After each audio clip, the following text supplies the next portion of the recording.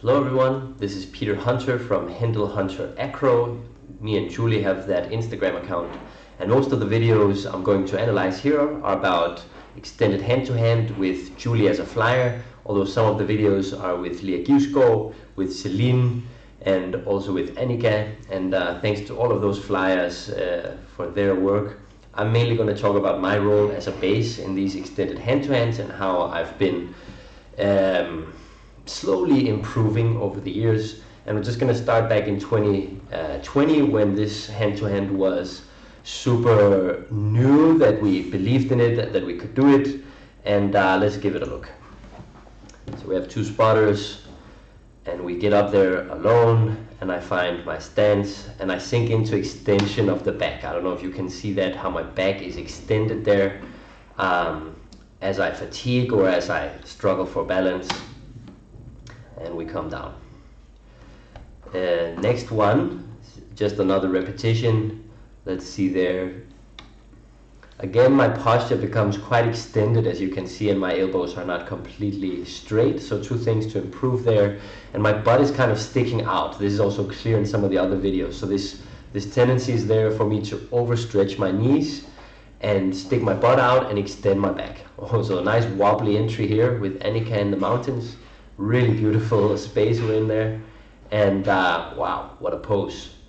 As you can see, bent elbows throughout, making it harder for the flyer maybe to feel the ground through my structure. And even though it's not a side view, it's pretty clear I'm also flaring my ribs in this attempt back in 2021, I think. And the tendency basically just continues. There's a lot of bent elbows, slow to finish the position with the straight arms, and a lot of walking around. I'm almost even crossing my legs in some of this walking. Let's go on to the next one. Oh, good side view here. Slow to bend those elbows. It's hard to finish. Sticking the butt out, extended spine. You can see there's a tendency. I'm probably just gonna like repeat myself again and again. Two angles of exactly the same. Here you can see the tendency. Also notice one foot is in front of the other. This gives a kind of stability, maybe because I'm not trusting that we're really gonna hit it right in the middle. So I actually really think, just gonna pause it, I really think you'll see that later. I started using a squat stance, just a parallel feet position instead of standing staggered, and I personally think that's helping me to improve these days. In this hand-to-hand, I start with totally straight arms because the flyer is a bit bigger. Frederick from Sweden, super amazing flyer right here. And starting with that posture, I think this is probably the best one so far. I'm already extended because I started like that, and my spine is maybe not as extended as usual. Perhaps because he's a bigger flyer and I had to do more of like, I'm just gonna think about myself. And that might be a tip for you guys working on it if you're basing. To focus more on your own form than the flyer. Of course, you have to all the time give your full attention on the flyer, but still, yeah, just a brief moment of flying up there. Really nice feeling afterwards. Here we go in the room with Celine in Switzerland. Really cool entry, I think. Perfect picture of all the tendencies. Sticking the butt out pretty extended. I mean, she can feel the floor. We're doing the trick. It's great. But I mean, it could be better. Here with Lea, the New Year's retreat in Denmark, talking a lot. Let's go. So we're doing a boom boom, maybe all the way up. Nice push. Let's see where we end. We're in the staggered stance.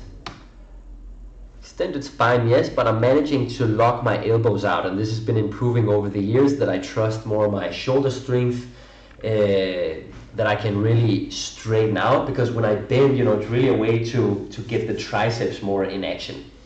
And just straightening out the elbows, then it's all shoulders, all neck. Here I'm ending in a pretty stable position, feet together. And yeah, there is this thing about the ribs and extending still. So over the years, it's just the same tendencies, but slowly, I mean, this is starting to look more and more solid, right? Just jumping on to the next one. Next repetition. Nice lift. We're staying in the arms, which can be super hard to do. Straight elbows, super nice. Extended spine. Look at my knees. They're super overextended. Or not, no. They're not super overextended, but they're not micro-bended. So that's something that has really worked for me well these days, is that I unlock my knees so that I'm kind of also ready to walk without taking jerky, heavy steps. Although we're just locked in right here, so it's no problem, but I've been finding that really helps these days. Here's another one with Leah. Nice push. And we just have to catch a little step to the back. Uh-oh, here my butt is really sticking out. Look, it's like I'm trying to show something. And see, that back leg is totally extended there. It's like this kind of, yeah, and I think it's because, I don't know, because I've got super flexible shoulders, so it's not that I can't open them up, but there's this thing that I turn my chest upwards, I stick my butt out. Why do we end up here? Maybe you have some theories. I'd love to hear your thoughts on this. Because there's a lot of bases that, before I do the next one, there's a lot of bases who stand like this. I was just looking over on YouTube. Here's one, I don't know these guys, so all respect to them. No critique at all, but the stance is staggered, pretty extended knees, extended spine, and beautiful straight elbows. I also looked at some hardcore practitioners. Let's see this entry to extended. This man is just a beast, so he just pushes her up. And let's just see where he ends. You know, he's definitely leaned back. He's also standing on a not hyperextended, but you know, he's locking out his back leg and he's kind of leaning a bit back. So it's like he's not standing with the front of his body holding this position. He's leaning back onto the back leg, so he can use more his belly and chest kind of to hold this position instead of engaging the back neck muscle, or you know, trapezius and so on, from a more open shoulder position. Although, wow, super beautiful. Why not just watch that again? These beautiful guys, beautiful people practicing. And he's straightening his elbows for sure, so that's pretty sweet. Oh no, he's not going for the split. No, he's what? Okay, and in a split even more, I didn't even know they were doing that. But in a split even more is the case that of course he's going to hyperextend his back. And here we could call it a hyper, not because it's bad, you know, hyper is just like, you know, more than usual, that's how I mean it. But because his back leg is so much in extension, then of course he has to be in an arch. And his upper back is, you know, not really extending, so this is a lower back dominant posture for him. Probably super safe, you know, he looks really solid, probably done it so many times. He's probably done this particular trick more times than I've ever done extended hand to end. And it's rock solid. Let's look at the lads, Jack and Thiago. Also super solid here. I'm just going to turn the music down a bit. Turn the music down. I'm just going to rewind so you can see that again. See how they push it up. Boom. Oh, and he just goes for the press. Wow. But if we zoom in here, good butt. I don't know who's Jack and who's Thiago, but the bottom has a good butt and also an extended lower back.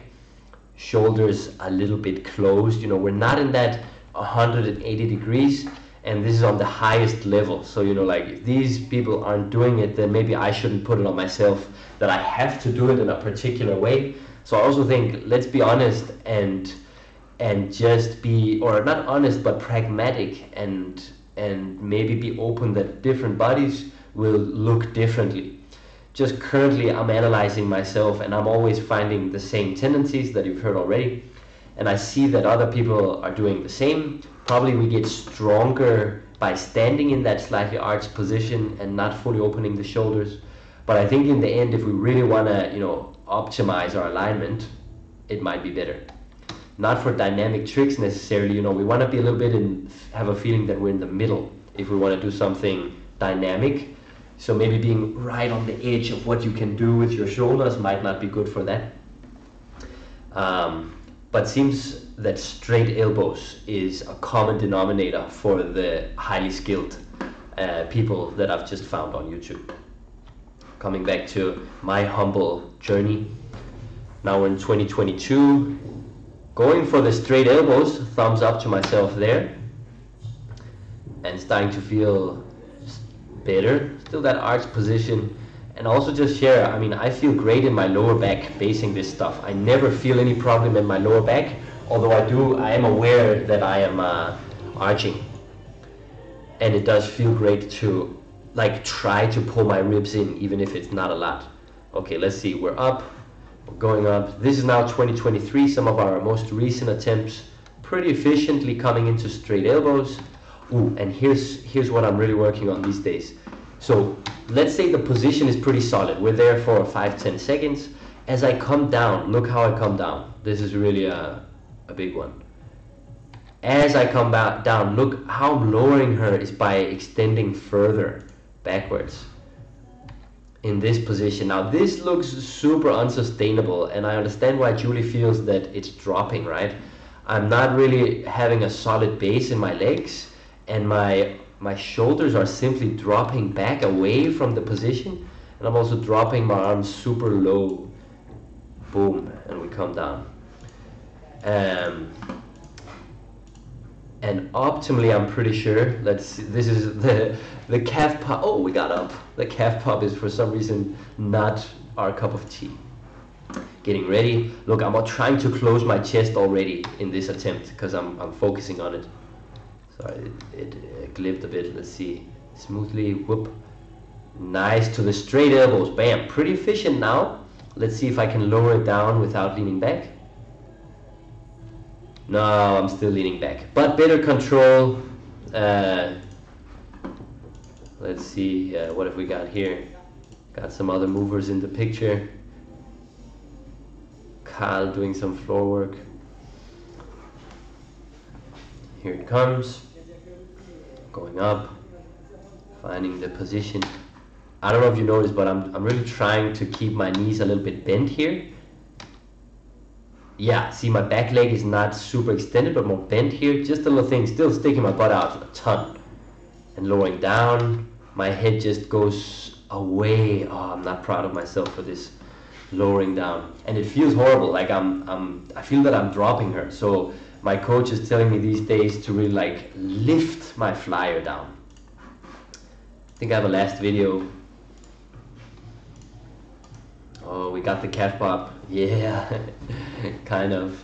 It's a journey, right? All right. Coming up pretty quickly to the solid standing position, and standing most of the time with legs together. This is feeling good. With the bent knees, I feel ready to take steps, but the steps that I'm taking don't feel like it's super wobbly compared to some of the other videos. Look, the connection is still there because my knees are bent.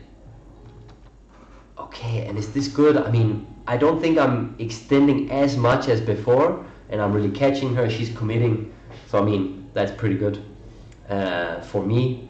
So I hope you got something out of watching all these attempts, all these differences, and how I'm working with becoming less extended, less stuck on my legs with these hyper extended knees, and trying to, you know, get my ribs in. It's a certain longing of mine, mainly to get the effect of lowering down Julie with full control. So I'm not saying that these are like ultimate requirements for the hand-to-hands, just that all in all, like, these might be directions working towards to feel less stuck and more able to move and give your flyer the ground through your structure. Thanks for watching and bearing with me as I probably repeat myself a lot. I don't know if anybody's gonna watch this, excuse me, but this was my collection of hand-to-hand videos. I have a lot more, but you know, I have to sort and delete, so I just picked a few. And maybe this can get your reflections going. Maybe just the fact that I have the videos from multiple years that might inspire you to try and make a library so you can see your progress, because this stuff doesn't come quickly, right? You gotta show up, not only once but many times, and work with your partner to find these details as they solidify into new patterns together. Anyway, thanks for watching, and I'm gonna stop the recording.